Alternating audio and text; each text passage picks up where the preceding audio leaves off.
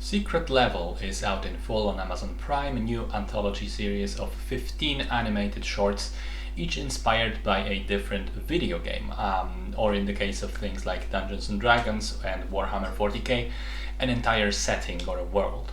Aside from those two, we have other featured titles that include Armored Core, Pac-Man, Unreal Tournament, and funnily Concord. And I say funnily because if you don't know the context, that was a game that the developer hyped up immensely prior to its release earlier this year.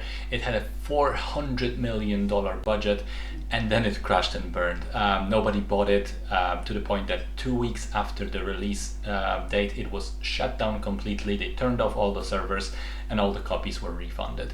Wild story. And now the Concord episode is basically the only legacy that the game will ever have.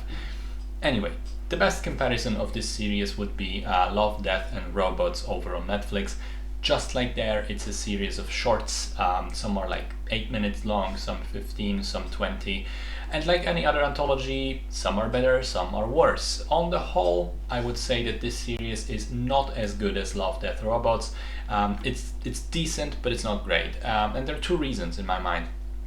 One, the shorts are not as different from each other and original in terms of the central ideas as in the case of Love, Death, Robots, which I feel has a little bit to do with being beholden to any specific game and setting.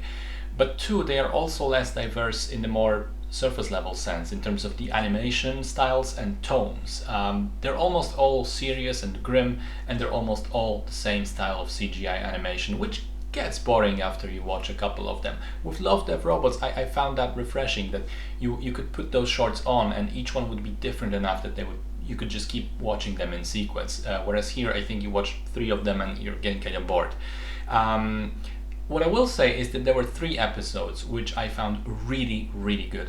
Episode 5, the Warhammer 40k, that's the single best one of the bunch, and it's absolutely incredible start to finish. Episode 8, Armored Core, featuring Keanu Reeves, very good action and an amazingly bleak ending.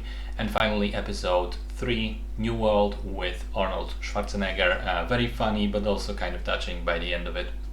Those 3 are the definite highlight and worth checking out regardless. The others, I'd say, you can look them up if you're a fan of the respective game that they're portraying, but otherwise, nothing spectacular.